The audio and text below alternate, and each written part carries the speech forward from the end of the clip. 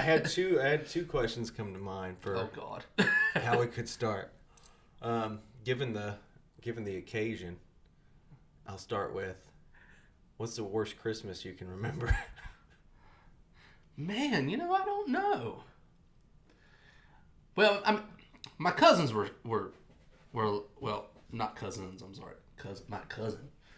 He was kind of a shithead when we were younger, and I think that there was one year where my grandparents and everybody's parents were competing to one up the gifts, and so for me, I think I was maybe 7 or 8. For me it was just oh man, I wanted this. Power Rangers were a big deal, and I wanted this Megazord thing that was as tall as me as a kid. It was huge, and it broke down and did all this thing. And the thing at the time I think was $300 or $400, and we all would gather at my grandmother's before she passed, and we'd go. It would be big, presents everywhere, fucking shit everywhere. And my grandma bought me the Megazord, and then bought my cousin a Ninja Turtle thing. Uh-oh. And he wanted the Megazord. And he showed his ass, man. He threw the Ninja Turtle thing across the room. He pitched a fit. His mom and dad had to discipline him at the time, and he was a little shit, dude. Probably the worst. That's probably the worst. Our families are pretty cool. They were pretty cool for Christmas, but that's probably the worst. I got the Megazord. I got the $500 mega thing. I'm yeah, dude. This thing's dope. And then he got this crap gift. Well, it wasn't crap, but it just wasn't that. That's what he wanted too. So I had to share, which kind of fucking sucked because I was a kid, man. I didn't want to have to share my thing that I just got. Yeah. So so he was. Yeah, that's probably the worst. Well, tell the people more. Hold that thought. Yeah. I'll be right back. All right. Tell the people more. If you didn't know what the Megazord thing was, it was a big deal. A real big deal. Okay. Definitely not the Ninja Turtle thing that he got, which was still pretty cool, but pretty lame. Check out this Megazord. Oh, you got one? Oh, that's cool. Oh, look at that. That's dope. That's really cool. I have this Megazord. I didn't have that. Yeah. That's cool. This is my Megazord. So this was the one where the Power Rangers that had the heads that would flip in and out. They were always. It kind of was. It was a pretty stupid design. It was. They were always in uniform, but either their faces would show or their stupid fucking helmets would show. Yeah. You put them on this thing, they'd pop up here, they'd hit a button in here, and their face would flip. Oh, that's cool. Yeah. And then this guy, it's like a little walkie-talkie, so you could do the whole. Right. Yeah. So cool. Yeah, man. Yeah, man. My dad, kind of hangs on to a lot of our toys from childhood. Yeah. And he finally started letting go of some of them, and I just dropped a bunch of them off at McKay's and got some money for them. But that's cool. With these, the Power Ranger stuff that's kind of valuable, I'm having a hard time actually selling it. Yeah. I just don't want to quite let that go yet. Yeah. I'm just gonna wait and see. Do you remember the ones that were? And I had these. I don't know why I had them. My family went on this whole trip with the big thing. Yeah. They also made the bigger scale G.I. Joe big size. Oh yeah. Power Rangers, and it was a big deal. People they were selling out, and you couldn't get the green or white Ranger or the Red Ranger or any of those. It was really hard to get them. And one day my dad just comes home with all of them, and I'm what? I'm the dumb retarded kid just going nuts, and he's just yeah, he's so proud that he got all these Power Rangers for me. But I remember those being later on in life, I obviously don't have them anymore, but later on in life they were worth quite a bit of money. Yeah. And I was dang man, wish I'd have kept those alongside of the bigger G.I. Joes of our era. Those are actually pretty cool too, and I had those too. Yeah, I've got the G.I. Joes put away, if I'm being real. And well, you probably should. You still have them. Mm-hmm. Yeah, those are probably going to be worth something, or already worth something. Yeah, especially if they're OGs, they would be. Yeah, absolutely. I think the ones from our era still probably are worth a little something. Yeah, I think the bigger scale ones are. Yeah. I remember when I was younger, Greg was one of my cousins. He's significantly older than me, but like in that era, his mom and dad bought all of the like 70s and 80s GI Joes, and like I loved going to Greg's house because Greg had the stuff, and like that dude had like you'd go into a room this big, and dude had all the GI Joes, all the trucks, the planes, like he had it all. Like we were in there just like.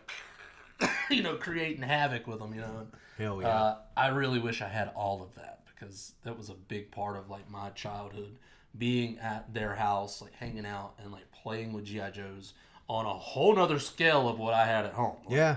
This cat had it. It was wild. But. Attachment to things is weird, man. Because my dad is still. My dad's like the worst end of it, and as you and I, like. Obviously, you're the kind of guy that doesn't hang on to a shit, like, for the sake of hanging on to shit. No, in context, I sell everything. Yeah. Literally. My dad is like, he hangs on to fucking everything. And I'm trying not to be that way. Yeah, but then I've got, like, I don't know, it was almost like I was raised with this mentality of, like, your toys, though they're toys, they may be valuable someday or something. Like a collector's. Kind of a collector's mentality about it. And that's because your dad was that way, right? Mm-hmm. Yeah. That's cool. So I've still got that shit. It's all in good condition. I've got this shit. I've got That's super cool. a bunch of shit laying around. Like I kind of wish I still had it, honestly. Yeah. Or at least some of it. I mean, it's like what am I? I'm waiting to make $200. One day I'll be like, ooh, $200. This is the right time. It's gonna be that one thing that you like don't realize that's worth money. Yeah. You like we go through change every day, and some quarter guy's like, Corey just had a $2 million quarter, and he gave it to a machine. That's gonna be you with like something that is just insignificant compared to all the other stuff. And you're like, this isn't worth anything. Here, take that for $25. Worth like $3 million or something. Like that, Yep. I just took a Richard Petty like GI Joe toy. The rarest thing you possibly could have had. This is so dumb. Like, why do I have this? Here, just take it. But that's how people in the collector's market make money. It's knowledge is power, and like some people just don't care, man, and that's a thing. So like for me, that's what I do. I don't really care. Sometimes I make money, and then sometimes I'm like, just get it out of here. It's overwhelming. I want it gone.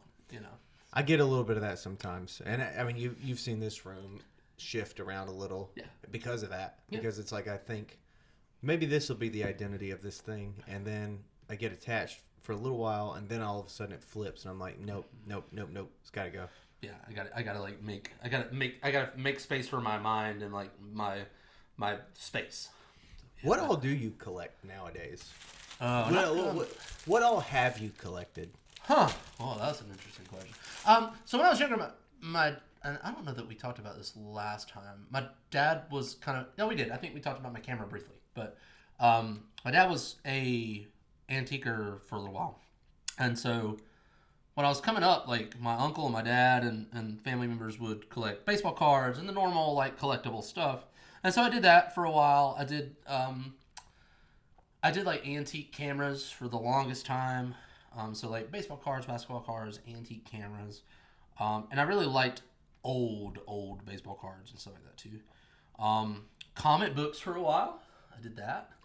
Not for very long because I got very disinterested in that really quickly because the comic world was really hard to kind of get anything that was worth a lot of value without going to like shows and stuff like that. So like, for me when I was younger though, you could like, you could buy Topps packets and stuff like that. And like, I would find cards worth a couple $100 in those at the time, which was super cool. Like Mark McGwire was a big deal when I was coming up, him and Sammy Sosa, Kobe Bryant and Michael Jordan. Right. So like, a lot of those cards nowadays are worth a lot. Like recently I literally had every Kobe Bryant rookie card that had ever been made. I loved Kobe Bryant. I would have had every Kobe Bryant card that had ever been made. And I had one of the black chrome ones, which recently sold for like $1.2 million or something on auction market. And I still have that. It's in a safe. I'm not going to sell it yet. Mostly because I actually really liked that card. Yeah. I have a more of a sentimental attachment to that. But I sold all the rest of them and I made really good money. So like, I have the one. No, I have two.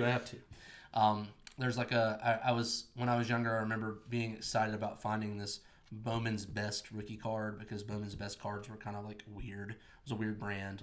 Yeah, I've never heard of that. Yeah, and so like I found this like holographic, like chrome looking Kobe Bryant rookie card from that era, and I kept that one. It's not worth a ton. I think $700 maybe, but so okay. Before we go further, when you have a full collection like that of like all the Kobe Bryant rookie cards, how do you manage to like not feel like the need to keep it, I guess?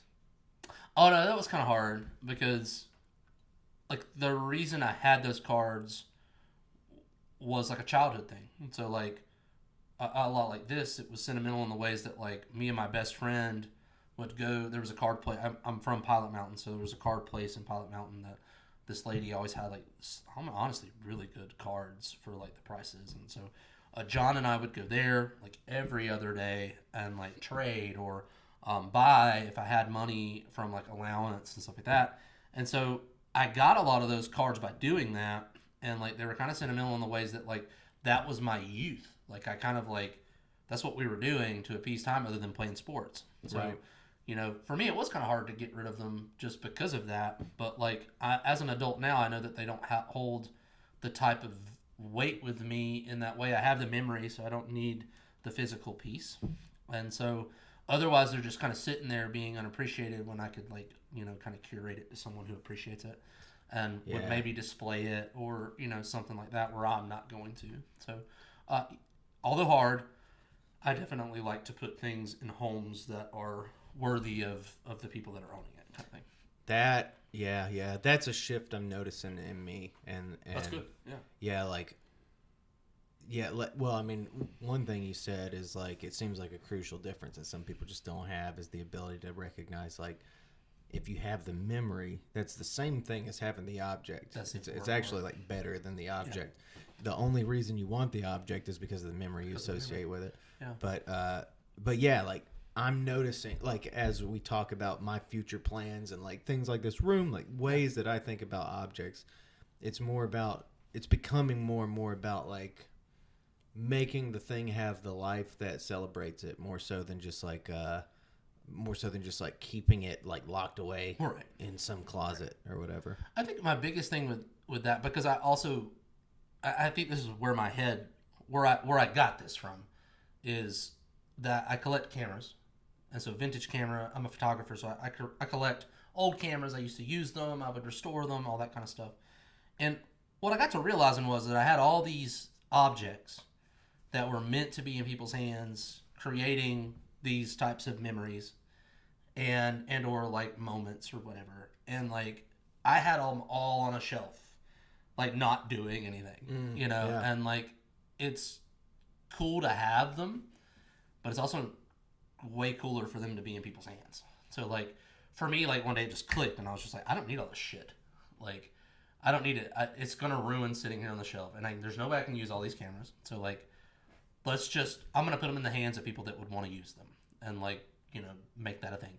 Now some of them were expensive, so the people who had to pay up, or you know, they knew what the value was and they're willing to pay that to use it, you know, that kind of thing. But yeah. Like so that's kind of where I've got that from. Like once I started going, because we recently cleaned out like our basement and stuff, and so once I started going through the cards, it's like I remember all this. It's like it's gonna be really hard for me to let go of this stuff. But there's this in the back of my head from the cameras saying, no, I need to let this stuff go because it needs to go to a collector who's gonna appreciate it before it ruins where I'm at with it. You know. Yeah, I like that, man. Yeah. Did you ever collect anything? Yeah, man. I've collected. I mean, a handful of different things, and when I was younger, my approach to collecting was very different than what it is now. And it seemed to be like when I was younger, it was all about numbers. It was all about like having a certain amount of something. Oh yeah. And now it's like a physical certain amount. Yeah, and okay. Not even like it's kind of like I don't know. You see people who have their whole house is full of coffee cans, or their whole house is full of aluminum cans, or their whole house is full of thimbles or silver spoons or some bullshit. Or like my wife likes Fenton. Our whole house is full of Fenton. Yeah, I mean like anything that's like takes up that like a shit ton of space.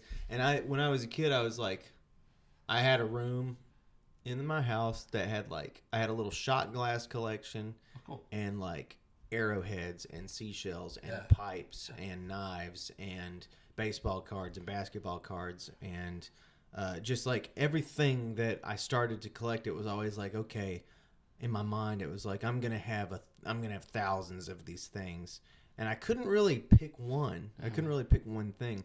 And I've noticed that now my attitude about collecting in general, it seems to be a lot more about like, I just collect things that I love. And it's not really about, I mean, the one thing that I still collect in mass is journals. I collect empty journals. You told me that. But aside from journals, it's like I have knives that I like, so I'm not, trying to have. How do you find these journals?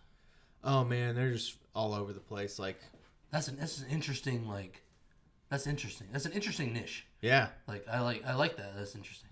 I would love if I've had this fantasy of it'll never happen. This is no, I don't say never. It'll happen. Well, we're gonna make this happen. This is a you said never. We're gonna make this happen. This is a very weird idea, man. But I used to have this fantasy of like a journal, sort of like library or journal museum, and what it would be is like, when your grandparents die, donate their journals, and we'll make a whole fucking display of that'd be cool, their journals. Man. It would be amazing. That would be cool.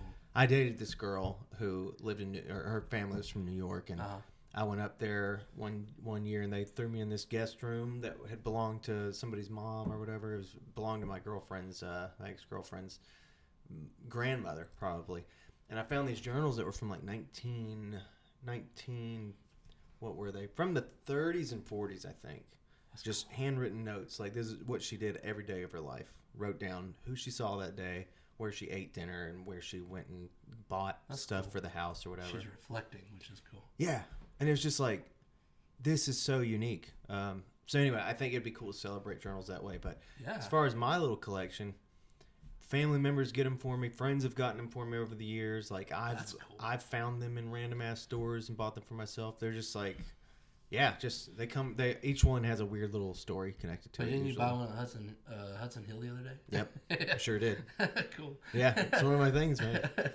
That's cool, man. Yeah, now it's at Hudson Hill. I bought the field journals or whatever. Oh, right. So right. now it's like, it used to be. I used to buy pretty much like bound or leather journals, but now I'm buying like paper field journals and all sorts of stuff. Cool. That's cool. I remember my great grandmother died. She was a lively human. She went through like 5 husbands. Wild lady. Hell yeah. I'm pretty sure she killed them all, but that's hearsay. I have no proof. But it's just obvious that she went through 5 husbands. They all died. I mean, interesting. So when she passed away, she was like 115 or some nonsense.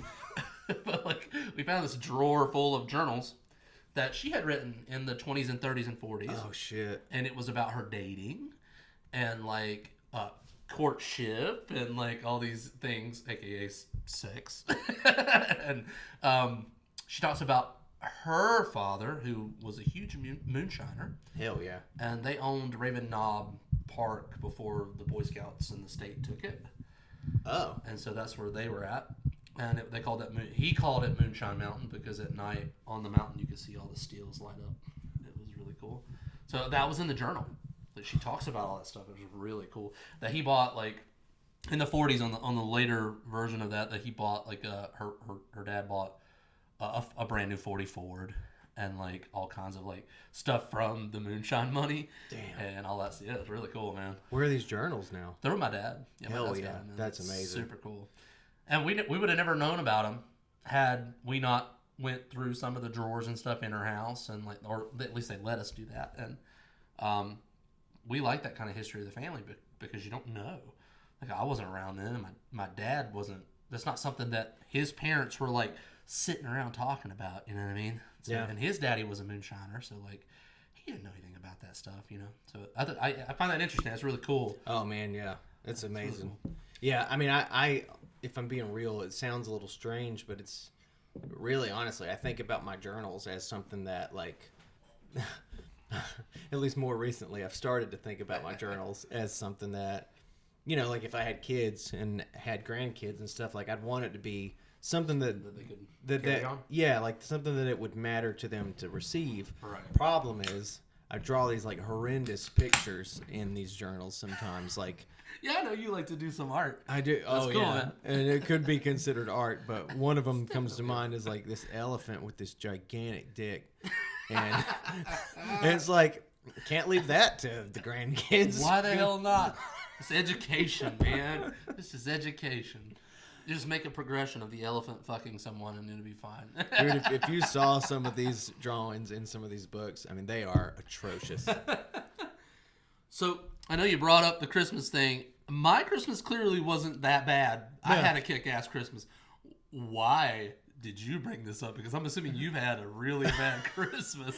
Not particularly. Part of the reason is because I think it's our style in a way to instead of being like, "Hey, what's your best Christmas ever?" What's we the should worst talk thing about you've ever the done? worst thing. Yeah, we that just ever started the happened. last one with that. Yeah. What's the worst thing you've ever seen? Well, yeah, this kid kills a cat. Exactly. What? So my friends were like, "Dude, y'all just talked about animal abuse for like 20 minutes." Like, absolutely. Why the hell not? I mean, it's part of life. People do it. It's wild. I have most of my bad memories are like, they take place in the years when my parents were still like sort of getting divorced or whatever, or like shit was just falling apart. Yeah. And I think I remember one year. This is horrible. I think I remember one year. I don't know why this happened. I've asked her about this, and she doesn't even seem to remember it. But my mom, we were living in this little shitty apartment on Robin Hood Road, and she was like on her own, and we were barely getting by, and she didn't know what the fuck. Like, I think if this memory is right, I mean, I think we were really defeated at the time. Oh, that sucks. That was the year I don't think I was even in school for like a whole year or something. Crap really hit the fan. It really got bad. It was like we weren't allowed to share our address and stuff like that. It was bad. I don't know that I've ever been there. My parents had it rough, but I don't know if it was that. Well, she caught me like stargazing or something. I was just kind of like sitting on the floor, kind of like daydreaming after Christmas, after we'd like opened gifts or whatever. And she asked me something like how do you feel or something. And this is what I don't know. I think I was just nervous and like she's calling me right now. Just, hey, Mom. Hey, you remember that time we had a shit Christmas? Hey, Mom. You're on a podcast. You're calling me in the middle of a podcast. And I was just telling a story about you. Howdy ho. Do you mind being on the podcast? No, what's the story about? Well, we were talking about worst Christmases ever. Which one was that? Well, I was just telling my friend Corey here. I don't think you remember it last time I asked you about it, but I think it was like we were living in the apartment and times were hard. And I think I was like kind of daydreaming. And you asked me something like, how was your Christmas or something? And I wasn't really paying attention. And for some reason, I just impulsively said, I didn't get everything I wanted. And you started crying. And I said, what's wrong? And you said, my kids are so selfish. I probably would have started crying. Yeah. That would not have surprised me. Yeah. I don't know when the worst Christmases were. It seems like a lot of Christmases were the worst because we think about the worst things. You know, we always want something better than what we have. Exactly. Bigger. It's terrible. Uh-huh. We're terrible people. Unless you're me and you get the big $500 Megazord. My friend Corey's had nothing but good Christmases. Really? Well, good for Solid him. life for sure. So, What? well, we're podcasting. Do you mind if I call you afterward? Not at all. Just call me back. Okay. Okay, bye. Bye. That was fun. That was a good time. So that's the worst one I remember. Yeah. Well, that's kind of bad. We had some. That's gonna be like, That's pretty bad. I never had bad Christmas. I think my mom and dad,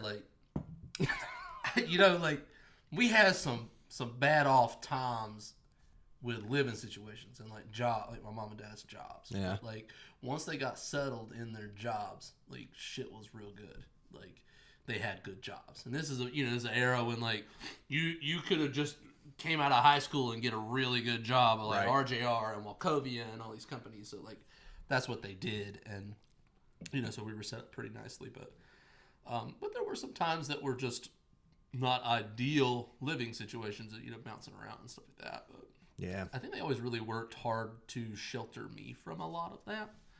And like I don't remember if there was any like majorly stressful times because I was in my own little world, So I say they were all good. And they were to me. But for them, probably a different story. Yeah.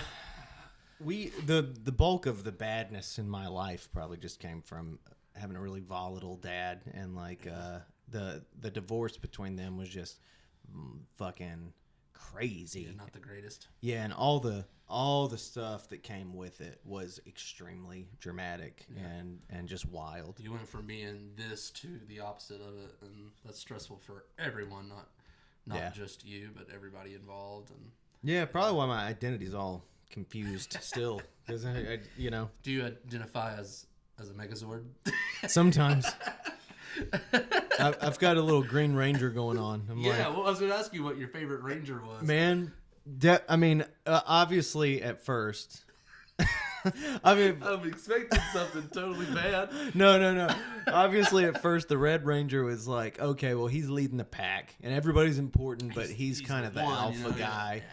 But then that goddamn Green Ranger came around, and at first he threw everybody a curveball because he was evil at first. He was evil, yeah. I just actually rewatched that. I found a tape of all this shit, and I threw it in the other day. And because that dude recently killed himself, the Green Ranger did. You gotta be kidding. Not kidding. Wow. He sure did. Who was also the White Ranger, by the way. But he shows up, and everybody's like, "Oh no, this guy, the Green Ranger, he's like fucking up everything. He's crazy good. He's beating all our asses and all this stuff." And then because he was in that trance, and then he got out that trance, and he was all cool. And then they worked on him like in the shop. And then he was white. I don't remember him. And I remember the episode. They like revealed him, and you could like see it, and you could see part of the uniform, and you were like, "No way, are they gonna have a white one?" And then he popped out with that gold shit on, and he was the shit. He was the shit. Like the White Ranger, man, was mind blowing. Yep. I agree. That was my favorite. That was definitely my favorite Ranger. I loved him as green too. Liked him evil. I was like, yeah, he's evil. He's kicking y'all's butts. What y'all gonna do now? Over there doing this while I'm watching, Oh, dude, I used to do that shit like crazy. Now, oh God, I can't believe he did this to me, man. My dad, I had like all these costumes, all the Power Ranger costumes, and my dad would we'd cut on the soundtrack to Mortal Kombat, and I would go fucking crazy. And all my uncles and aunts would get around in a circle like watching me, and I would just fucking go crazy. Going nuts. And now I'm like, oh my God, I can't believe you made me do all that shit. Speaking of Mortal Kombat, did your parents let you play that game? Yeah. That was controversial at the time.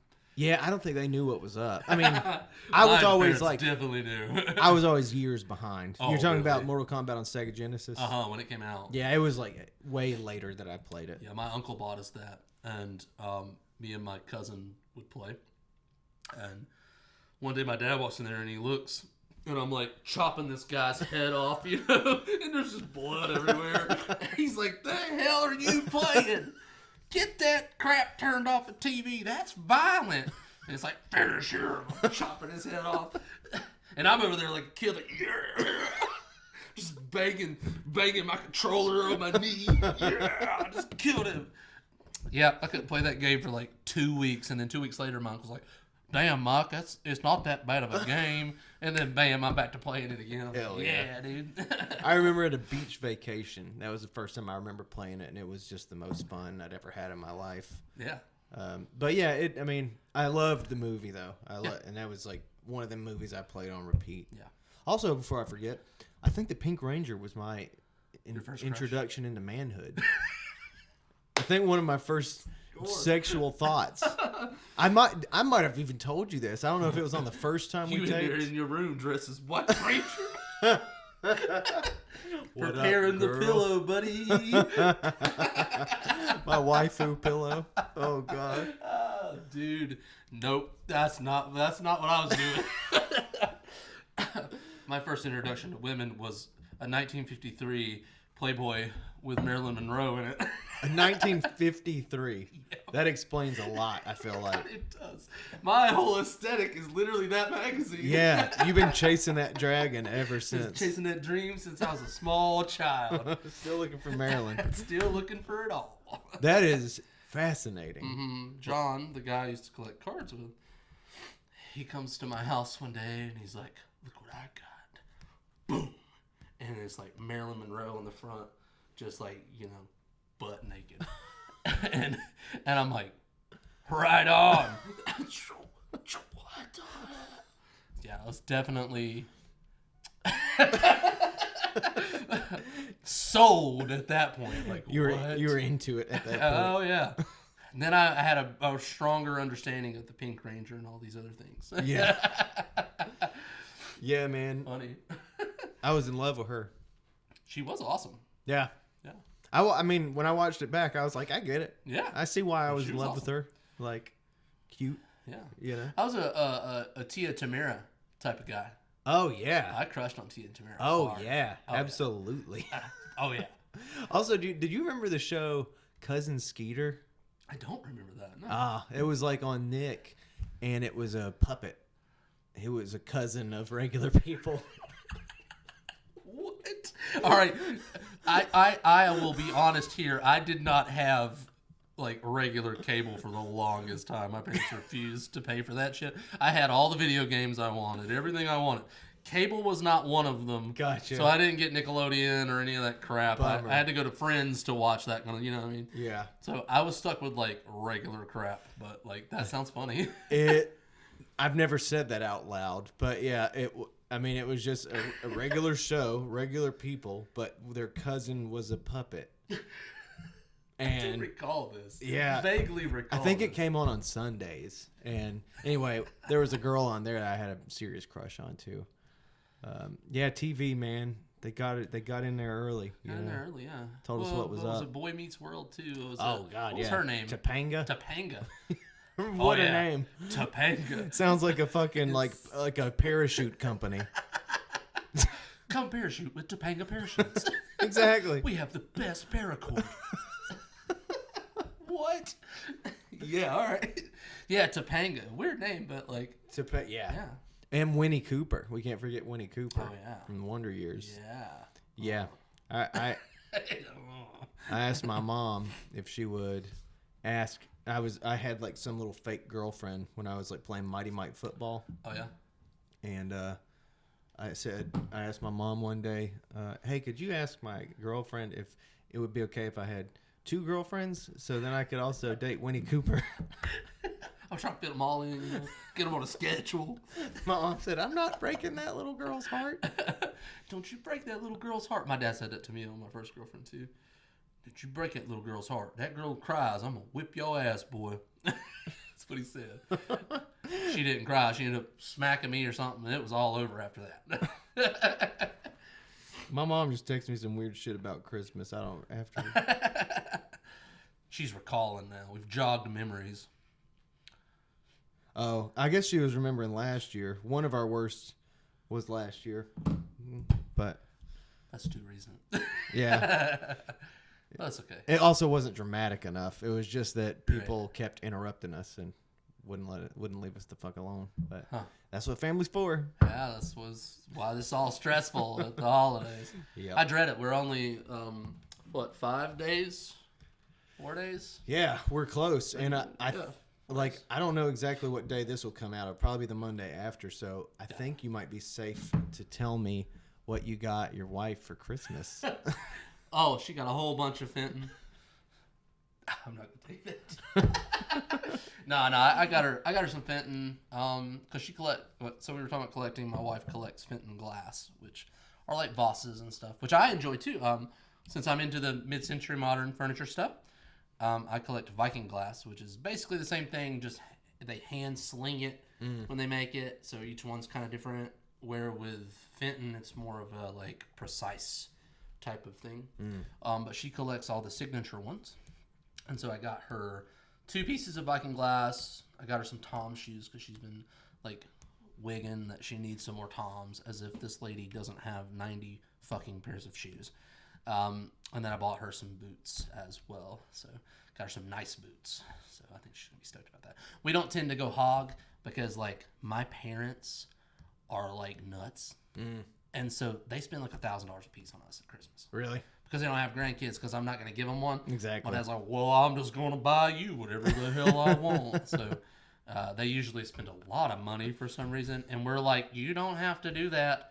I buy everything I want. You don't have to buy anything for me. And then all of a sudden, I've got all this stuff from them, So people love doing that try. shit. Yeah, they try. My dad goes hard, man. Like, he goes hard in the paint. Like, he has bought me in the last, like, couple years. I like camera stuff. So, like, he's bought me, like, Kodak film advertisement signs from, like, the 50s. That's cool. And stuff like that. So, like, it's fun. Yeah, it's super fun. He gets frustrated when he can't find stuff like that, though. He's like, he like tries to one-up himself every year, and he's not been able to do that this year. So, but I do have a 50s model car that I think he's buying a butt crap ton of stuff for. So. Oh, cool. But like, yeah, I guess with him being in antiques and stuff, yeah, he must have a different kind of eye and probably doesn't buy just like the generic gift or whatever. No, he doesn't like to. Even like he even goes crazy for like his dad, that side of the family. They do like what's it called? Like a Chinese Christmas, I think, is where everybody like puts gifts in there and you get a number and you try to steal it. Is that what's called? People call it all sorts of different things. We call that Dirty Santa. Some people call it White Elephant. So basically, they do that, and he even tries to find interesting stuff to put in there. Mm-hmm. But what happens is he puts the most interesting gift in there, and everybody else just brings liquor. So like everybody's fighting for the liquor, and he's just like. I like searched for days for that. I know. And nobody wants it. I know the feeling. At my family, we'd play that game. And they all do kind of a generic, somebody will throw in like a George Foreman grill. Right, and then there's like a blanket. And there's like mittens. And there's like a DVD of the new Marvel movie and shit. Who has a DVD player still? I don't know. Other than me. I'm like, the only person. But I can't remember how it started. No, I do remember how it started. I believe it started with me just being a cheap ass, and I just walked around my house and found shit I didn't want anymore. Like ketchup packets and pennies and hair ties. Like, I mean, shit that nobody would want. And this is what I'm doing now. I made a whole treasure chest of shit and put it in there. And it was screwdrivers, AA batteries, like all sorts of shit. And people just were like, okay, there's AA battery. They would just go through the whole thing. And everybody was like, who the hell did that? So at first, nobody quite caught on to it. Then I made my stepdad, who's kind of weird. He got all excited because he bought a hot tub for the house. So I put together a like hot tub beginner's kit, and my uncle opened it, which made it very funny because it had like massage oil and like a very steamy looking movie called like Love Behind the Doors or some shit like that. Yes. Like candles. So I made this whole fucking thing that was super funny. Then I made like over the years I made like RV. My stepdad has an RV too. I made like a RV survival kit. I made a COVID survival kit. And then sometimes I just make them total chaos still. That's funny, man. And yeah, like it's fun to be the one that stands out, but sometimes it's like you're like you get all this attention for it, but then in my family they're all like nobody steals it, and I feel bad sometimes because like I'm like, man, whoever got the present I feel kind of bad for, I don't know what I might have to do this for this coming game. You should get weird with it. I might have to get weird with it. Like, yeah, real weird with it. What are you thinking? I don't know. I mean, you can you heard what I brought to the other party that I'm not going to say on here, but yeah. And that was mostly women, which was great. But, yeah. Maybe you could go in that direction, or Maybe I'll still do that. Maybe you could do something dangerous, you know? Oh yeah. Like a bottle of mercury. Oh God. A bag of lead paint. Yeah. Lead paint chips that are scented like potato. Like fucking potpourri. Yep. Oh, that's great. Yeah, I'm gonna have to come up with something. Maybe I could do. We were talking about little Debbie cakes, which we have here. Yep. And maybe I could do an entire box shaped like a Debbie cake tree and just fill it full of Debbie cakes. That would be a hit. That would be awesome. People would go crazy. Which I would want to steal that back if I could. you might want to get on that quick. I went to the grocery store tonight, Are and they the all Christmas trees gone. Dang, man. Gone. What's with people? Toilet paper getting gone. And now Debbie cake trees. Maybe if they didn't. What's that happened during COVID? All the Debbie cake trees are gone. Toilet paper and Debbie cake trees. Good God. Okay, that was funny. I'm definitely gonna have to. Yeah, I'm gonna think of something. Yeah, let me know what you do, man. Yeah, well, I'll still send you pictures of what I do.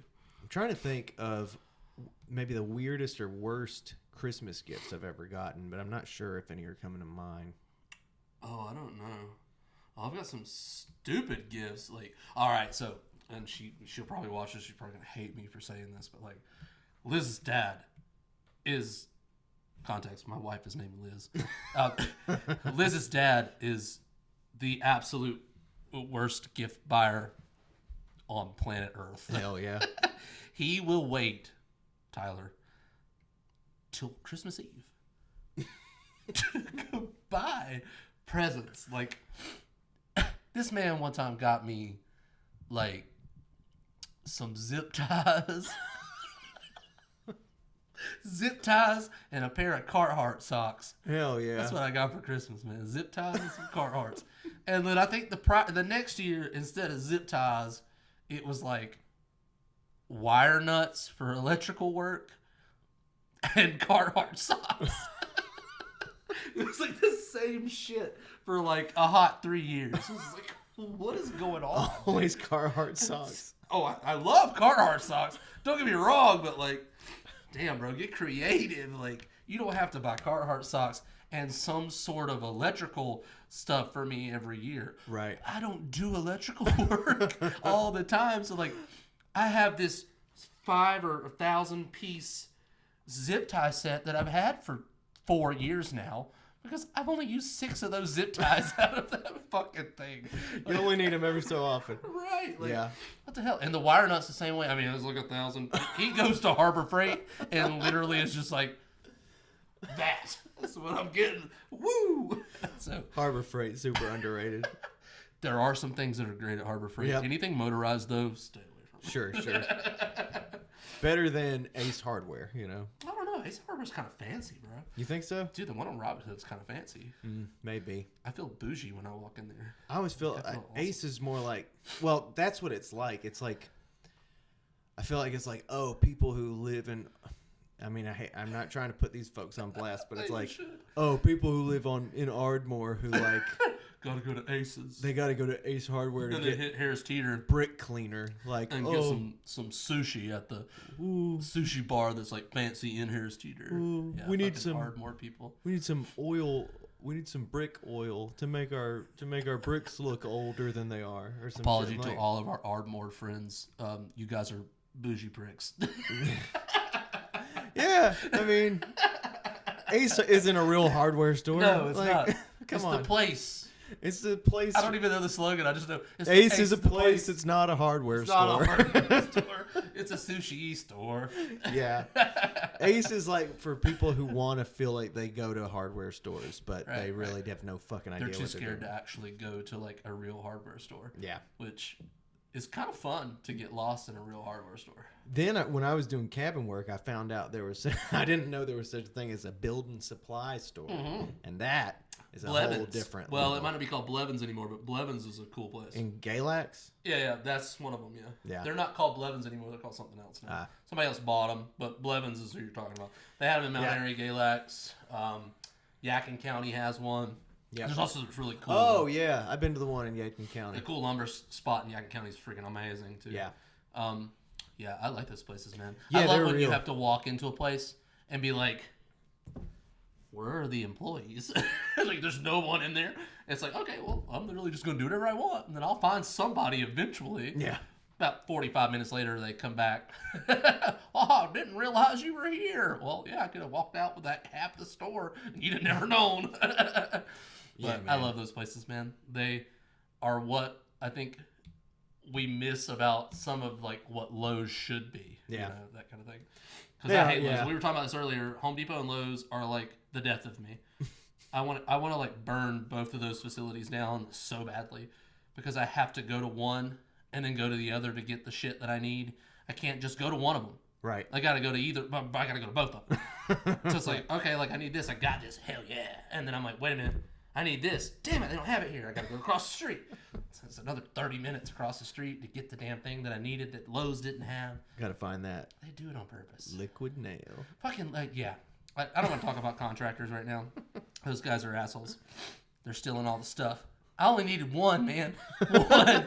There wasn't even one.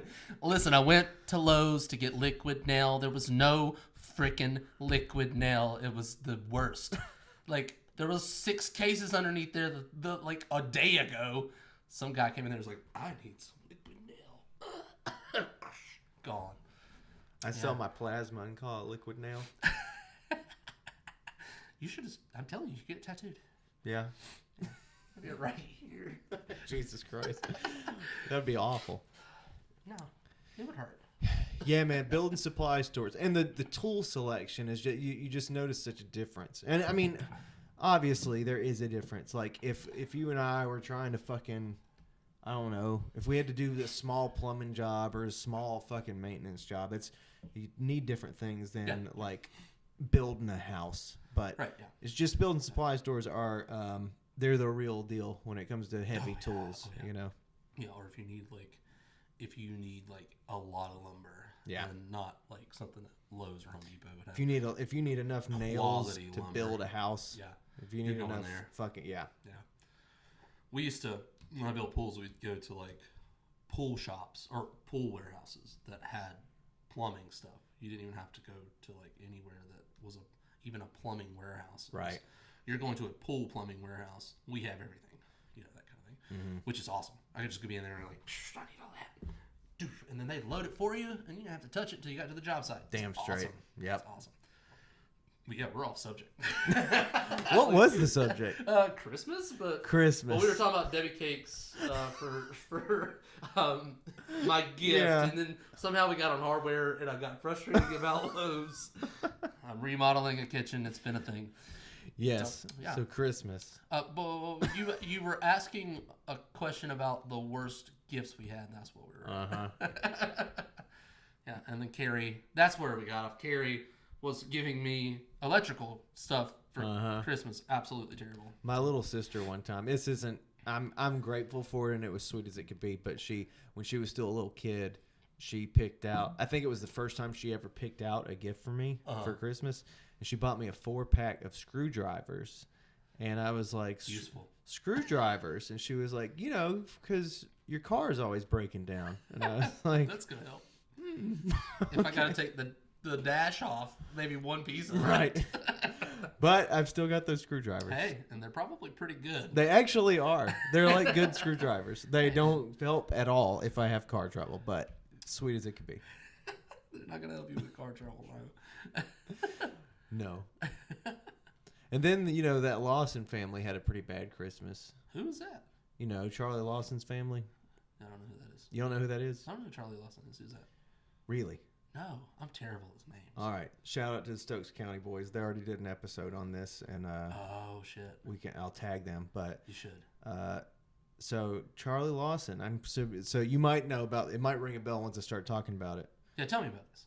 Well, so in I think the year 1928 or 29, this fella lived in Germantown. Not ringing a bell yet? No. All right. Well, I mean, I'm with you on Germantown. I know where all that is, but all right. Well, this fella lived in Germantown, and he wait a minute. This ain't the Payne Road stuff, is it? It's connected. Oh, I don't want to go down this road. Let's not talk about this. This is morbid. It is. It's extremely. I don't want to know. I know All right, go ahead. I'll tell you a story. All right, long story short. And there's actually no legitimate connection to Payne Road. They just made it up. But the real thing that happened, Charlie Lawson, I think in 1929, on Christmas Eve, took all his family to buy new clothes in Germantown.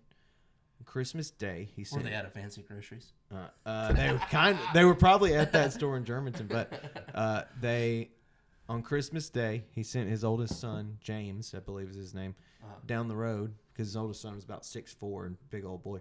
Sent him down the road to get some things, and while his son was gone, he murdered his whole family of all his kids and his wife. Murdered everybody on Christmas Day. Shot them all to death. They found Charlie Lawson. They found him a ways away from his house. He had walked to a tree and walked a mud hole around this tree, pacing around it in circles. And was that on Payne Road? No. He finally shot himself. It was not on Payne Road. The only connection people have dreamed up to Payne Road is that he allegedly washed his hands off in a creek, and that creek ran under Payne Road. It does. It runs. Well, or I guess there is a creek that runs through there. There is a creek that runs through there. Whether he washed his fucking hands off, they don't fucking know. The Payne Road thing is a separate folklore, and people just made that work. I'm not gonna lie to you though. I've had some shit. I'm very curious. All right, I'll tell you. Please. This has nothing to do with Christmas. This was not Christmas. Halloween. I had some shit happen on Payne Road too. Have you? Yes. Oh, this is interesting. Yeah. I've been watching some scary stuff too. So this gets me going. It's perfect for a Christmas episode. Absolutely. We're talking about Halloween at Christmas. Just like Blink 182. I was thinking the lyrics. I was about to say it. It's Halloween on Christmas. In the night, we wish this never ends. Well, all right. This never ends. So, me and my cousin on Halloween. Same cousin who freaks out over the Megazord. We are much older now. We're like 17. Okay. We can drive. We can do the things now, you know. And so he's like, man, like me, you, and so and so and so and so. Let's go out to Payne Road. Like I've heard that place is haunted, and like the cemetery right there on the right is like the place. I'm like, whatever, dude. Let's go get scared. It's freaking Halloween, and we're young. And so we head from Mount Airy to Brewhall, and we get there, and there's this like 6 foot tall skinny guy in a trench coat who is like spouting out all of this shit like he's a lichen and he's a werewolf and all this stuff. And so Brad's already like, what the hell is going on here? And so we leave. Like, this guy's weird. We're leaving. We're going to come back. We're going to get down the road. We're going to do some laps through the countryside. And then we'll come back. Maybe he'll be gone. So we do that, and he is gone. So we're like, all right, cool. Like, let's get out and go explore the cemetery. So I'm like, y'all, man, I don't like cemeteries. Like, this shit's weird, dude. Like, I'm going to stay at the tree. And there's this kind of a big tree there, sort of in the middle. It's on the edge, but sort of in the middle. So these dumb fuckers go, like, into the cemetery toward the woods. And at a certain point, well, this is before cell phones, like, were a thing. So none of us had phones. We didn't have flashlights. So I'm, like, standing in the dark at this tree. And these two idiots are off in the distance. I can't see them anymore. All of a sudden, I see this other kid. His name was Jason. His name was Jason. I see Jason. He's like this big. He's a skinny little dude that coming for me. Skinny little dude like hurdling headstones. Like hauling ass back toward me. And like they're like, get in the Camry, run! And I'm like, what? And like they shit by the tree past me, and I'm like, what? I'm not kidding you, man. I got hit by this thing that all I could hear was like in my ears. That's all I could hear, and I like froze. I couldn't move. Brad had to come back and grab me and throw me into the car. That's how shook it made me. And like, I never went back. Huh. Never. The one time that, well, I can't say never. I did go back. But I didn't get out of the car. Joey and the guys in A Kiss for Jersey, which we talked about on the last podcast. So you go at the cemetery. If you go right past the cemetery, there's an abandoned house right there. Yeah. We went in there, and Joey stole like all of the vintage clothes out of the closet in that house. Oh, shit. And brought them back to the car. And I was like, no. Why you got them clothes in the car, bro? No. That come out of that house? No. I done had stuff happen here. You gonna get haunted, bro. Like, no. And so, like, I never got back out of the car. And that night, we actually got pulled over and checked for drugs and all kinds of shit. Oh, yeah. We used to have shit like that happen all the time. Yeah, they pulled us out of the car. He's like, what's in your pocket? I was like, chapstick? Yeah. I handed it to him. Fucking A, man. Cops. I got a good cop story, but, so... My Payne Road stories aren't too crazy. We used to go out there, and it was pretty easy. I've been to that graveyard. Yeah. We drove by those houses. Yeah. One time I actually had my car, which was an automatic, stall out on that. It was where Payne and Edwards Road meet. So it wasn't actually on the bridge, which was also past it, right? Yeah, it was like, that's the thing. People have told stories about, oh, well, there's magnets under the bridge and stuff that fuck with cars or whatever. But mine didn't stall on the bridge. It stalled like near it.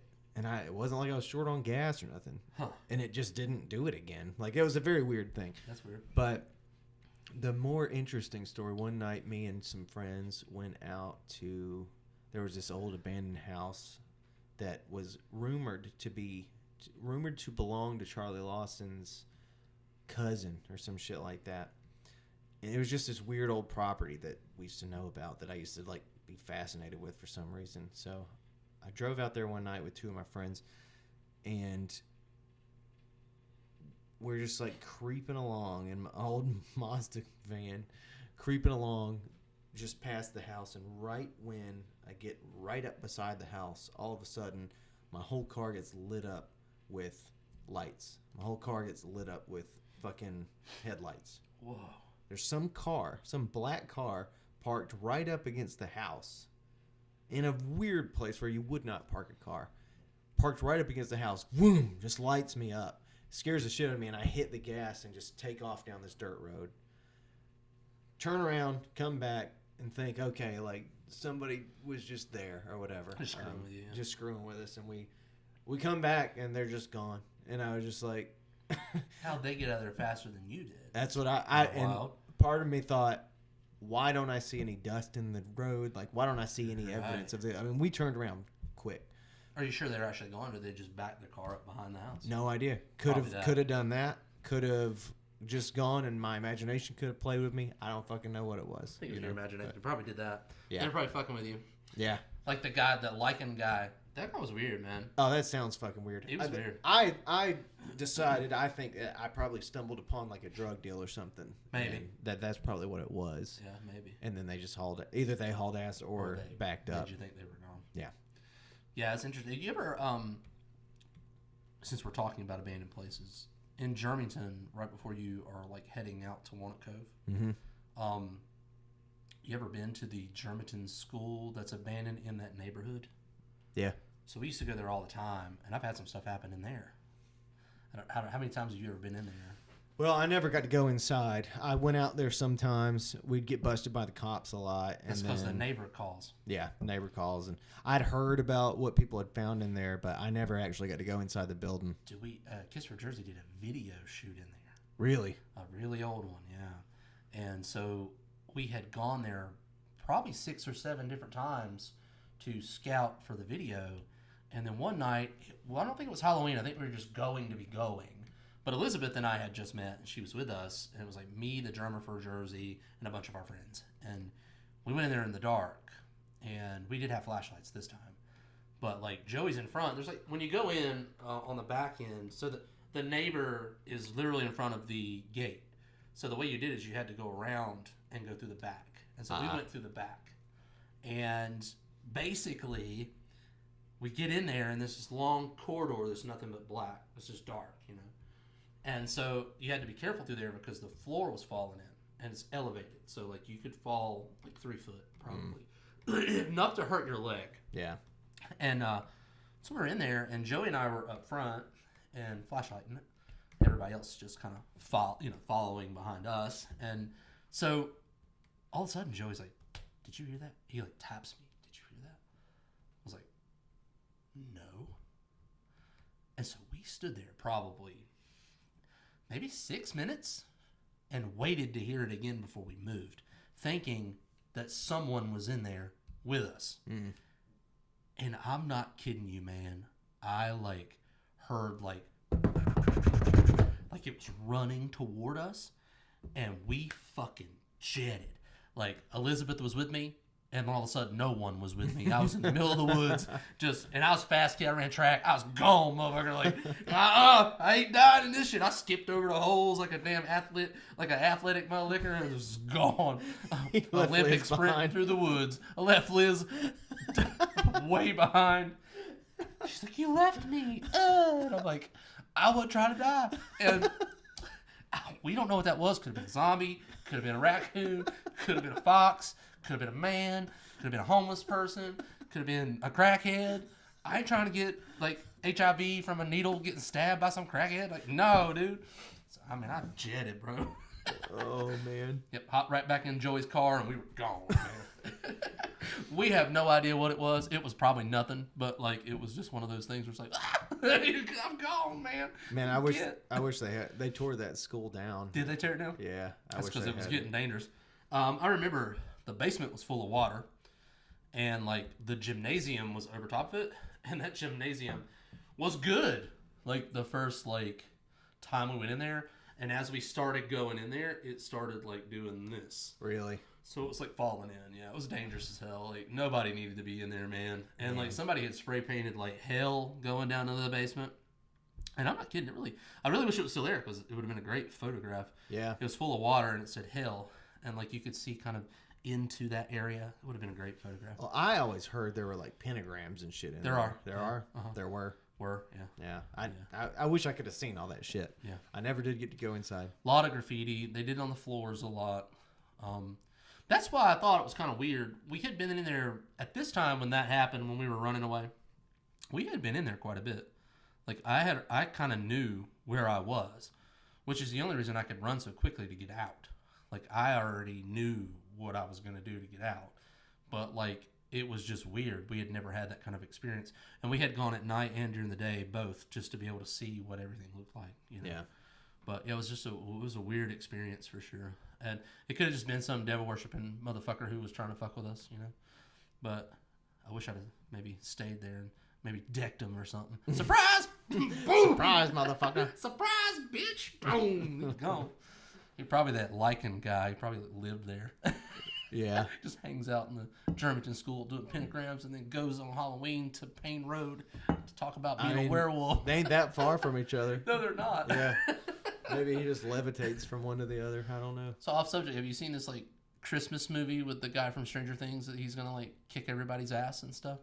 No. Like Santa Claus. Which guy from Stranger Things? The big guy, the older guy. The sheriff? Sheriff guy, yeah. No. Yeah, I don't remember what it's called. Hold on. Is it like the one?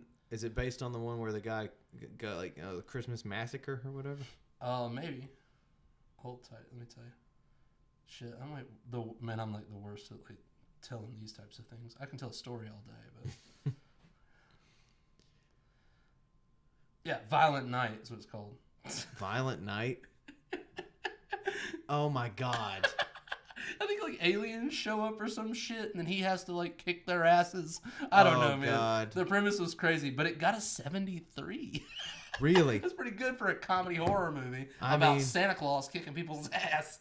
Maybe it's good. Maybe it's like Liam Neeson in Taken, but with Santa suit. There was a really good. I got on a fucking unending kick of watching Tales from the Crypt around Halloween. Really? Yeah. I remember that. You know what I used to love about that? Is the motherfucker who like is the mummified dude that pops up. Keeper. The Crypt Keeper. Yeah. I loved him, man. He's great, but yeah, I was watching them nonstop for Halloween, really? And then I found one that was... Those were creepy when we were young. Oh yeah, they're still pretty fucked up, honestly. Yeah. But I found one that was like a Santa Claus had... some guy had escaped from an insane asylum and stolen a Santa Claus outfit, and it was like snowing outside. I remember. And then he started just raising hell, and just it was a rough one. It was rough, and a woman like killed her husband with an axe and shit. It was rough.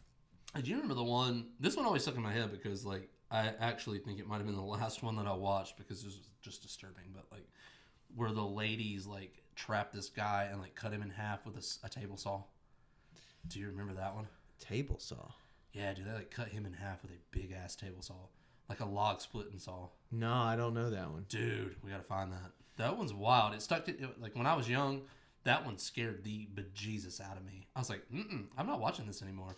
The only one I remembered when I started going down this road and watching all these, there was one that come on that was like, the episode started out, he was in a coffin with the cat. Do you remember this? He was in a coffin, and he was like talking about how like, oh, I'll be dead soon, all this stuff, and the story starts to unfold, and it turned out this doctor had found out that he could take 9 lives out of a cat and put it into a person. I kind of want that. You could die like 8 times or whatever. And I remembered it. I remembered the ending. I remember him being in the coffin at the end and being like thinking through it all, and then it occurs to him like, oh shit, I've died 7 times, and I should have one more, but the cat that we got the lives from, we originally had to kill it to get the lives out of it. I've died 8 times. This is the 9th one or whatever. And he realizes as he's getting buried alive as some kind of like sideshow act, like he's not going to actually survive this one. And I remember that as a kid. Being like, what? Yeah. and like they zoom out and he's like, help, help, help. But above ground, all you can hear is like a cat meowing. Yeah. Oh, that's going to happen to me probably. Man, yeah, that show was no wild, joke. Dude. It was no joke. Man, so I saw this thing on TikTok, which is, you know that I spend too much time on there. Yeah. But like, it was this, who directed it? It was like an animated thing. And Santa comes down the chimney and he's like doing the things, setting out the presents. He's like, oh God, oh, these cookies and milk are really, I gotta go to the bathroom. And so he runs upstairs and he like takes a massive dump in this bathroom. And the kid hears him in there like, oh God, like a lot of noise. And like, so the kid hears him. She walks past the bathroom into her parents' room and is like to her dad, and her dad's like, and he's like, oh God, and then like the dad walks out with a pistol, and as Santa opens the door, he shoots him in the face. I was like, what? So I wonder if Santa is really a thing. Like, how many times have he been shot and killed and had to be replaced? Yeah. Yeah. I hope there are no kids watching this. Oh, I think we have a sizable child audience. Of course we do. Oh God, I can't say it. I was gonna say something, but this is gonna be bad. No. Yeah, I wonder how many times he's died and had to be replaced. Yeah. So that would mean that at least at some point, Mrs. Claus was definitely a widower. Yeah. How would you kill Santa? Well, if he came up at my house? Yeah. Oh man, like I'm real good at navigating my house in the dark, because the old blue eyes. I'm pretty much like a damn possum in the night. I can see as clear as day at night. It's like your superhero. Yeah, the possum. It's possum-eyed. Possum basically eyes. translucent eyes. I can see in the dark. I'm also fat, but I walk like a ninja. Uh-huh. So my house creaks a lot, so I know where it creaks and where it don't creak. I see. So my chimney is next to our bedroom. And I've got an axe behind our door at our bedroom. Interesting. And our bedroom has like this little cutout where the door kind of slings into, so it's a big opening, but you also could hide in that cutout. And so I basically would hide in that cutout, and if Santa like creeped into our room, I'd just tip the door and then axe him. And he would basically be dead pretty quickly. Except then he would bleed all over my cool rugs in our bedroom. But yeah, you got to think about these things. Yeah, maybe I could just knock him out with it too. Flip it around, whack him over the head, drag him down the hallway, that kind of thing. wrap him up in my construction plastic that I got at Lowe's Hardware. Not Ace. Nope. Couldn't get that shit at Ace. Oh, Fuck not Ace. that thick stuff. You can't get that thick stuff at Ace. You getting that tape and drape at Ace, because that's some boozy shit. But like, not getting that thick stuff. So you keep an axe behind your door. I didn't have a baseball bat behind a mirror. See, I've got baseball bats. I don't have an axe. Yeah, I mean, an axe, and it's sharp too. Yeah, I do have knives like everywhere. Yeah, me too. I've got two on my side. I got a gut knife, which is where it's got a knuckle hole and you can kind of slit up you. Like a Velociraptor. Uh-huh. Yeah, it's really curled like that too, and it's sharp as all get out on both sides. The curl of the blade sharp and the bottom serrated sharp. Jesus. Yeah, you getting gutted. So I'd probably maybe gut him that way and then chop him up into pieces with the axe and discard him later. And I don't know what I'd do with the reindeer. Maybe like just take it off the roof, kill all of them, chop them up in the backyard, and then put them in a freezer. Yeah, do you have a rifle?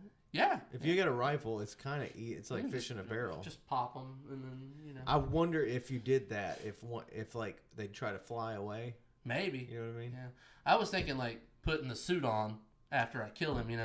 Take the suit off, put the suit on, pretend like I'm Santa, and go up there and just be like stab, jugular, all down the reindeers. And then I got a buttload of food. Yeah. For the next like year. Years, more than years. Yeah. So share it with people. Maybe mount Rudolph's head on over my mantle. Yeah. Yeah. That's how I do it. Yeah. Good call for sure. Fuck yeah. Yeah. Eat him first because he was alpha. Yeah. He was leading the pack. We eat him first. We're gonna have steaks, reindeer steaks, for Christmas. For Christmas. Happy New Year's, reindeer steaks for everyone. Reindeer for Christmas. For Christmas. Out here in the Louisville area. Come on over to Corey's and get some Christmas reindeer steaks. Christmas tree. Christmas tree reindeer. So, I noticed that you don't have a tree. I do have a tree. But it's like this big. Yeah. We're not talking like a huge one. Yes. I don't do big trees. I'm also allergic to pine, so I can't do real trees. What do you do? Oh, we have like one of those like vintage looking aluminum ones. I fucking knew it. And it's got real vintage like ornaments all over it. I fucking knew it. And then the topper's vintage. It like spins and has lights. It's fucking awesome.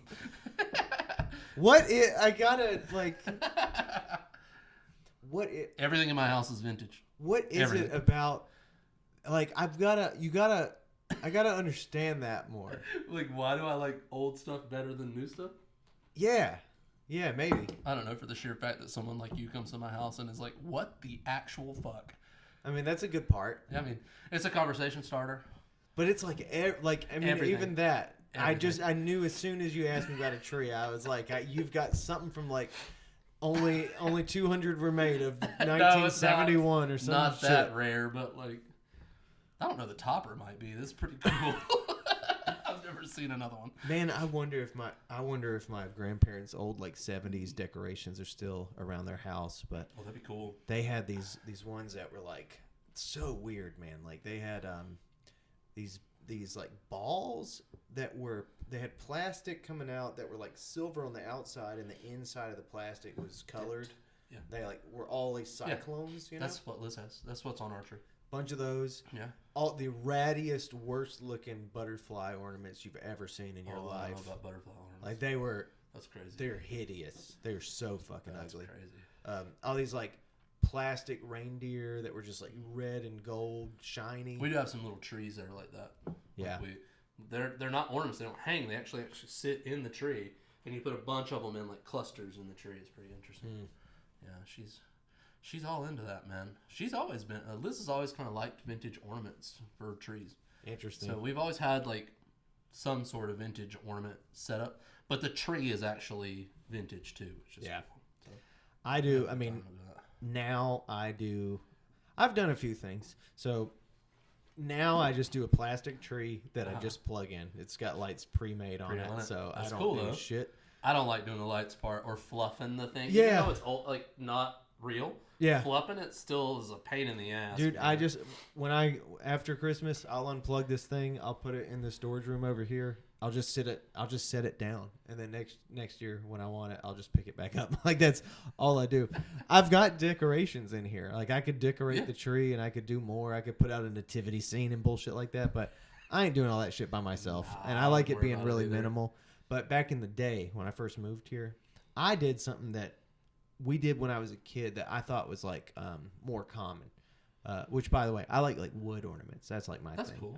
That's my favorite thing. Yeah, that's cool. But when I was a kid, my stepdad got me on this, and what we would do was go out in the woods and cut down some kind of tree, like a young, what would it be?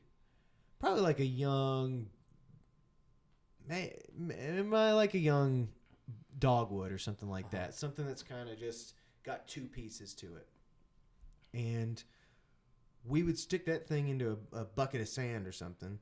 We would wrap cotton around it in all these different places, spray it with a bunch of fake snow. That's cool. And then decorate it. So you made it kind of like a Charlie Brown tree, but not like fancier. Fancier, not like a leaning over piece of shit tree, but like this rustic thing. Yeah, and I thought it was kind of cool. I thought it was like something people knew about. That's some shit you see on Pinterest now. Exactly. Like people don't know about this. So when I first moved Southern here, living bullshit that they're doing. Absolutely. Because that's what it is. It's like a very, I don't know. It's a cool thing. And I really should do it again, man. But when I first moved here, what I would do with that box right there, actually, I did it one year. I would take it and instead of doing one tree, I would make like a whole scene of woods. Oh, that's cool. I'd have like big pieces of grass or like straw like sticking out of it, pine cones kind of around the ground, and so I had like what looked like just a piece of woods sitting in the corner. And that's cool. Put fake snow on it and shit like that. You should have that as decor in your house anyway. I probably should. Minus the snow, maybe just like the whole woods thing. Yeah, really cool. I could keep like a frog in it or something. Yeah. Or an iguana. Why is there an iguana? Don't ask. Just leave him alone. I used to have an iguana, man. Did you? Yeah, it committed suicide. How'd that happen? Jump down the sink into the garbage. No, that was my hermit crab. How did the hermit crab get into the sink? It crawled out of its cage. I don't know how that motherfucker. Over 3 rooms into the sink. I don't know how it did that shit, man. I don't know how it did that shit, but no, my iguana. It wasn't mine. It was my ex brother-in-law. He like somehow my sister ended up with it, and they just like left it in this room, and I moved back in with my mom when I was like 19 or something, and this iguana lived in my room, and I was like, fuck, and it was like it was his room, and I just stayed in it. What was this iguana's name? Diego. Diego. Yeah. What the fuck, Diego? He was mean as shit. I've heard they're mean, yeah. Yeah, and sometimes I would come home, and I would open my door, and Diego would be on my bed looking at me like, this is my bed. I was doing this. Yeah. He's like, this is my bed. And I was like, please don't make this difficult for both of us. And he's just like, I'm ready to fight. Did Diego ever take a shit on your pillow? No, he didn't do that. But that's a power move. What I'd have to do when I found him on the bed, I would have to get a t-shirt and as quick as I could, throw it on his head, grab him by the back of the neck, and then try to grab his tail as quick as I fucking could before he just started. How big was this motherfucker? With his tail, he was probably 5 feet long. Fuck. Yeah, I mean he was like this, but his tail was fucking huge, and he would whip the shit. Yeah, he'd whack you with it. Yeah, he was less than 5 foot, but he was probably approaching 5 foot long, and yeah, he could hurt you, man. And so I'd grab him and I'd have to just throw him into the window where his cage was, and he would eventually get there. But one day I came home, Tom Brady, and they sunbathe and shit. And one day I came home, and he was, instead of being green, he was brown, and he had I think fallen to where he couldn't get out from behind the window easily or something, and he dried out, I guess, or some shit. I don't fucking know. So you killed that iguana. He's sunbathed. Motherfucker. I got you. You dead now. He's sunbathed to death. I didn't do nothing. Hey man, I kill some goldfish in my time too. Don't worry about it. Did you say? How did you say you killed the goldfish? I overfed that fat fucker. Oh, I guess. It wasn't you. It was. No, I've had goldfish. I don't know if I ever told you that story. You didn't. No. Oh, I had. You remember them? All right, this is a good story. Because I was old enough to know better. For context, I was listening to something about a serial killer earlier, and he killed some goldfish with Clorox bleach. Is this poppable? It's not. Or is it? It's not. I'm not drinking it. He put them in bleach. What? Yeah. That's cruel. At least I overfed mine. You just bloated and died. That's all that matters. Yeah. I had one of those you remember those basic ass goldfish that had the two big eyes on the side? Oh yeah. All right, my mom was like, "We're gonna get you a black one." I was probably 11 or 12. Are those koi fish? Yeah. Technically, okay, in the koi family. So he's a big old black sucker. I mean, he wasn't big when I got him. He probably wasn't, but maybe the size of a ping pong ball. Mm. Well, I started feeding him a lot.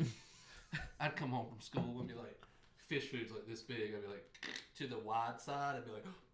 I'd be close it, sit it back down. All right, so I had this goldfish for a year, right? I did good for a year. Fed him. Fat fucker. I mean, he got this big. He was big. Too big for the tank. Uh-huh. And so one day I was like, well, he's awfully big. I wonder if I'm just not feeding him enough. And I just dumped the whole thing in there, and he ate it all. The next morning, he was upside down. He died. Yep. But I had to flush him. He was the size of my cell phone, if not bigger. He was big. I've never seen one of those side-headed looking hammerhead goldfish get that big. He was huge. My stepdad, we've had a few animal suicides in the family, and they're like, I don't want to be here. Yeah. Including the iguana. Clearly a murder situation, but something. He may have killed himself. Well, we don't really know, but I'm going with murder. You got probable cause to kill that iguana. My stepdad liked fish, and he had this one, and he was like, check it out. This fish's got teeth. And I was like, what? He's like, it's like a piranha, but different. And I'm like, okay. And he had this fucking piranha looking thing that, I mean, it was a big fish, and it just lived in our living room, and it just had this little fucking tank. And one day my stepdad was up getting ready for work, and the fish just jumped out of its tank. And he saw it, and he was like, oh shit, and he put it back in there. And then maybe a month or two later, he came down to get ready for work, and the fish had already been out of the tank, and it was just on the floor dead. And it's just I can't do this anymore. It just fucking jumped out. Man, you had a hermit crab go down a sink. Yep. A fish that just jumps out. Yep. An iguana that you potentially murdered. And what else? Well. And there's more. What else did we have? Special pet unit. These are their stories. I had a rabbit run away. Well, that's obvious. Did you leave the cage open? They're like, nope, I'm past. I'm getting. I think so. I think he was running around the living room, and someone opened the door, and he just ran right out the front door. Yeah. And then we heard from the neighbors yeah, we saw a weird looking rabbit in the woods, and he was like, I'm gonna go do rabbit shit. Yeah. He probably started a whole new species of rabbits. He probably did. Long-haired white and brown rabbits. I won him at the fair, so it was. So he was not from this area. No. There's no telling where the fuck he came from. He was a carny rabbit. He was a carny rabbit. Yeah. He was probably from Wyoming. He probably was. Somewhere where you need long hair for a rabbit. Yeah. It'd be cold there. Yeah, he fucking ran away. Oh, yeah. Had dogs run away and die and shit like that. This is how anacondas happened. Yep. I lost my python. Oh, really? How did you lose your python? And then all of a sudden, boom, mate with an anaconda, bam. Then you start losing your Then kids. you start losing your livestock. Yep. Gators die. That's a whole problem. Jeez. Louisiana is the scariest place on the planet to me. Oh, yeah? Because that's the kind of shit that happens. What's happening here, though, have you heard that black snakes, black snakes usually will kill copperheads and stuff like that. Oh, no. Oh, they fucking now. I've heard this. And now it's hard to tell whether it's a damn copperhead or a black snake, and it can be a mixture, and they're deadly as hell. Apparently. Yeah. So I've been nervous about that because we got a lot of black snakes on my property, and like I got a whole family. I got a congregation that is gathered in my fire pit in the backyard underneath. Really? There's at least 15 snakes underneath that thing. I know of it. Really? And one of them is at least 7 foot, maybe longer. Huge. Mama bear is like this big. She's huge. She was draped across in front of my truck one day on the asphalt sunbathing, clearly not drying out like that iguana. But I've been watching, man, because my dog. I don't want my dog getting bit, but yeah, man, I'm pretty sure you murdered that thing, but that's okay.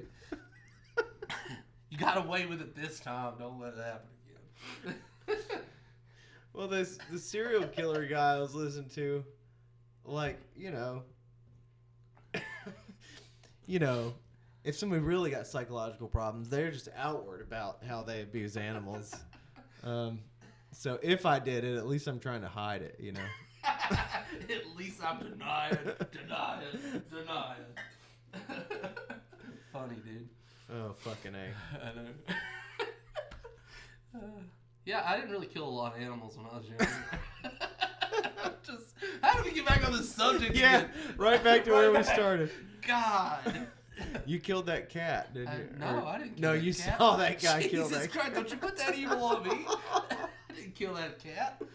You saw that cat get murdered. That little cat murderer fucker across the street killed the cat. Yeah. Have you talked to him yet? I don't know that. No, I don't know that motherfucker no more. Oh, he reached out to me, and he said he had heard we were talking about him. Did he really? No. Oh, that would be hilarious as hell.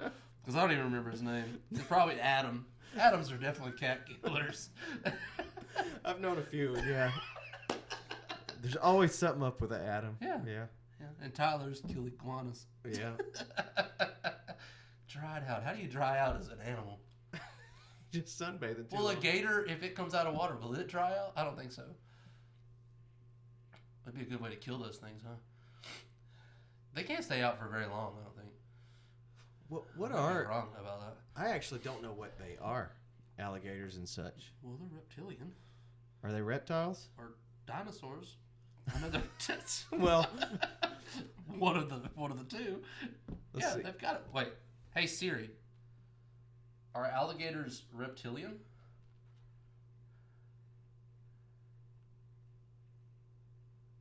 Yes. I guess an iguana is probably a reptile, right? They're not an amphibian. No, they're reptiles. Yeah. Cold blood killers. So then what would happen? Oh, I don't know. Hey, Siri. If an alligator stays out of water, would it dry up? Okay, I found this on the web for if an alligator stays out of water, will it dry up? Check it out.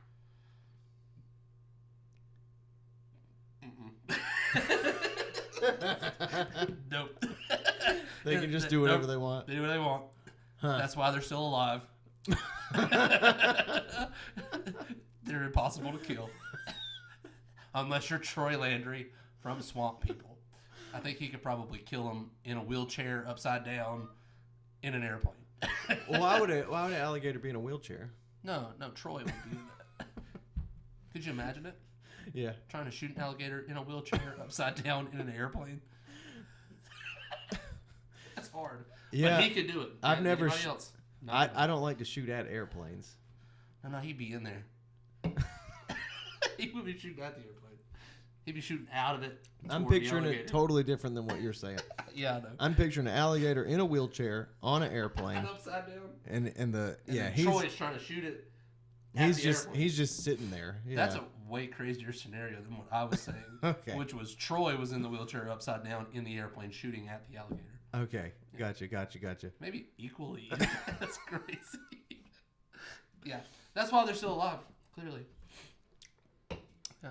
All right. What other Christmas themes should we be sure to touch on? Oh, I don't know. Do girls dress like sluts like Halloween for Christmas? What if they did that when they went home? Oh, maybe. Like, oh, I'm a slutty elf. Oh, yeah, that's what I mean. That would be interesting. Kind of like cosplay. Yeah. Yeah. Huh. I've never noticed that, but My wife doesn't do that, clearly. Oh yeah, I mean, we have a Christian family, so Yeah. Huh. I wonder if they do that. Christians are usually the freakier ones anyway. Well, we're not Catholic or anything. Yeah, you guys are definitely getting down later. I know that. Your family. What about the secular families? I wonder if they do any of that. Yeah, sure. Maybe all of them. We'll have to look into that. We're definitely cutting that out of this. What do you guys drink at Christmas? Oh, dude, we're an alcohol-free family. What? Yeah. So is that why you stopped drinking? So you could go to Christmas and not feel bad? No, but it was confusing because my parents were always like, "Oh, why don't you come on vacations with us and shit like that?" And one of the reasons was always like, I don't fucking want to try to bear being around y'all without drinking at night. Yeah, but you could have closeted that. That's real simple to do. I mean, I just told him outright. Mountain Dew bottle or Dr. Pepper bottle. Yeah. Rock and roll. Little sauce. Yeah. They don't even know. Yeah, I mean, that's what we used to do, but I'm like 33. I'm not going to pull that shit anymore. My uncle's like 50 and he still does it around my grandmother. No, Della cannot know that we're drinking right now. And I'm over there with a beer like, what's up, girl? She's just like... And he's like, we're drinking? I can't believe you did that. Well, she's old. She don't care. Her husband was running moonshine. Are you kidding me? Get out of here. That's really a thing? What, that my family? All sides. They don't like to drink around grandma? Oh, no. My dad don't even like doing it. Huh. I'm the only one that don't give a crap. I'll do whatever I want. I'm also the one that got a 5-hour lecture about how I was Christian and shouldn't got tattoos. You know how that goes. Yeah. So, yeah. Yep. I do what I want, man. I do what I want. I do what I want. And then Liz is like, you shouldn't drink around your grandma. It's like, I should drink wherever and whenever I want. Yeah, man. I'm an adult. Exactly. I mean, that's what I'm saying. But I quit drinking just for the sake of quitting drinking. I just have been trying to... It's healthy. It's good. Yeah. Trying to, choose health in many ways. Yeah, I'm not ever going to stop. I'm just going to let it kill me. It's going to be fine. Yeah, I don't drink enough for it to kill me anyway, so... Or, I don't think... I was thinking about... I don't know.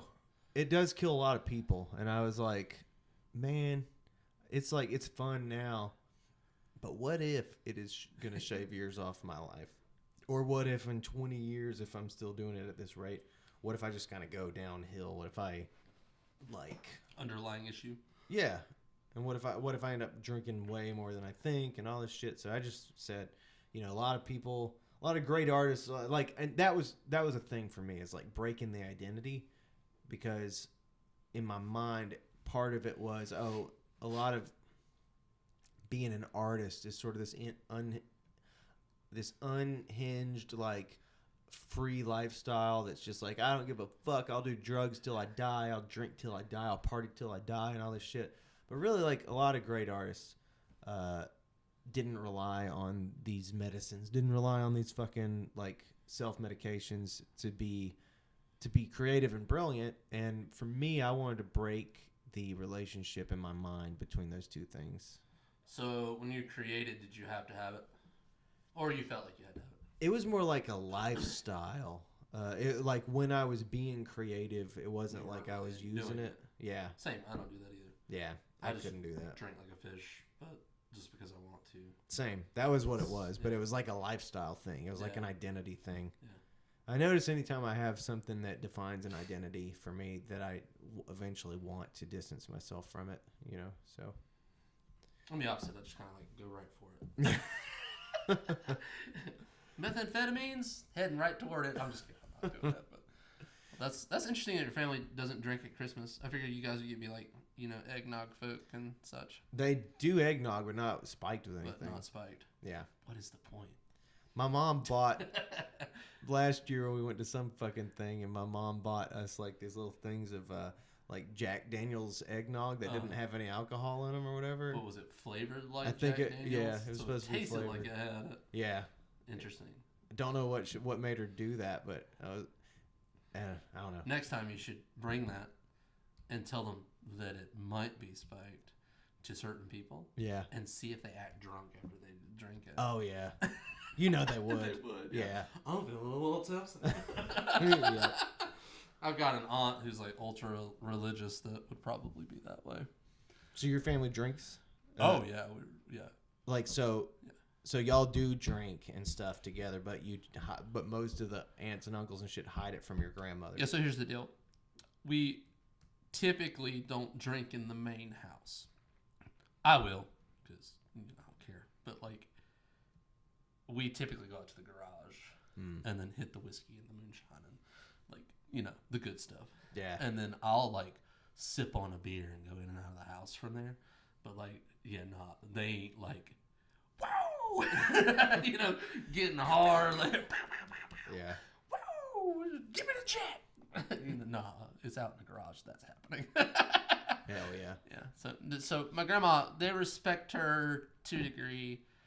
It's hilarious because I'm literally the only one will drink in front of her. Like, we went on a beach trip together, and everybody, like my parents, my uncle, his lady, her brother, my grandma, a couple other people. Elizabeth was there too, and like, they would take their stuff and coolers out on the front porch and like drink. I was like, fuck that shit. I'm putting this stuff in the refrigerator.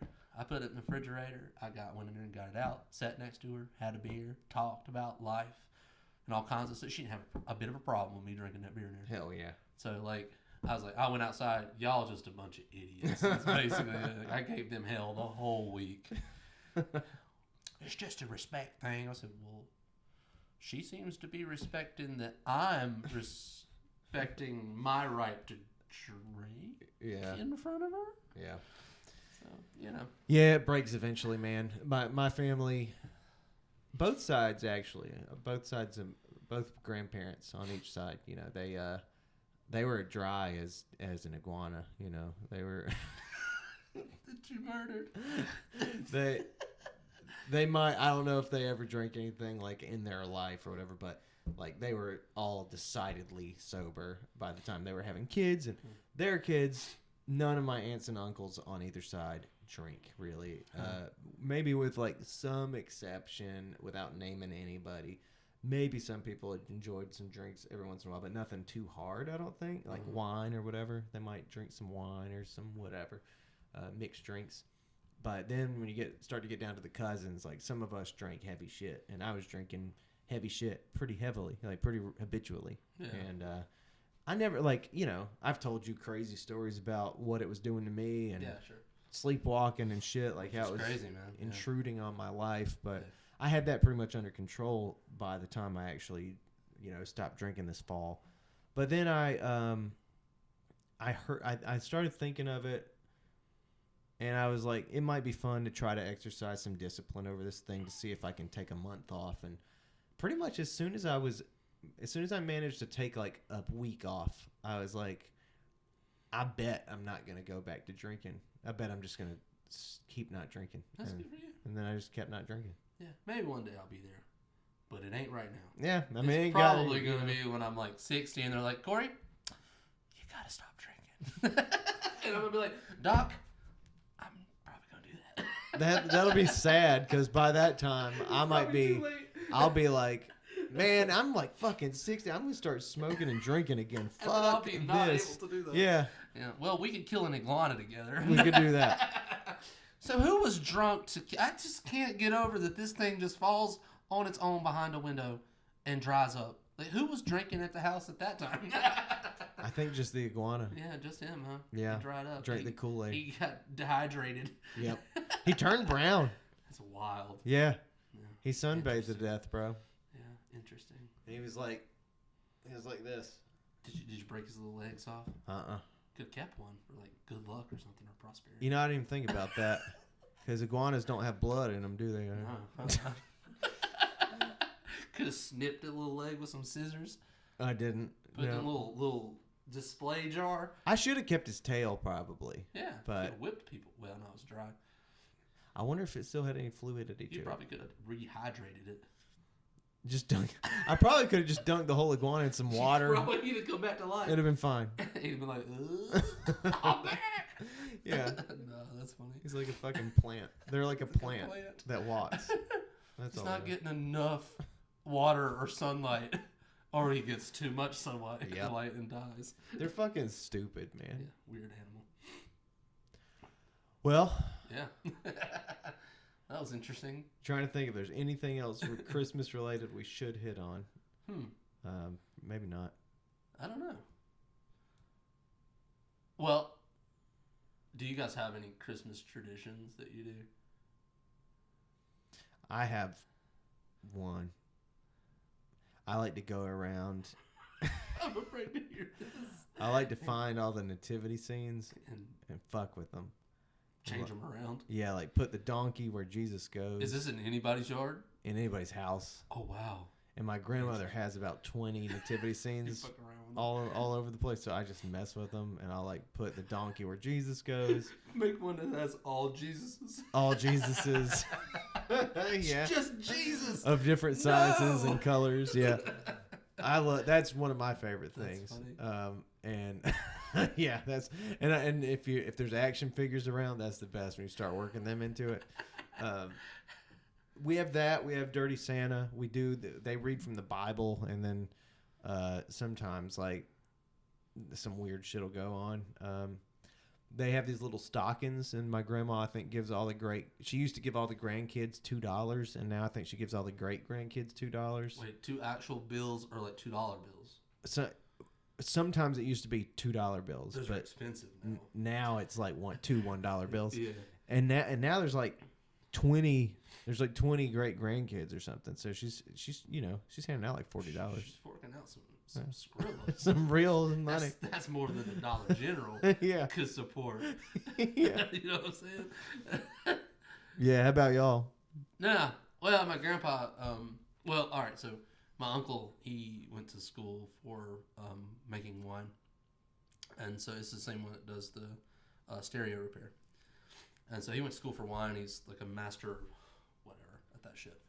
And so he always brings like different wines that are not really, in my opinion, wine. Like he uses different stuff. Like he always brings an apple wine. And then he always brings some special stuff that I won't talk about.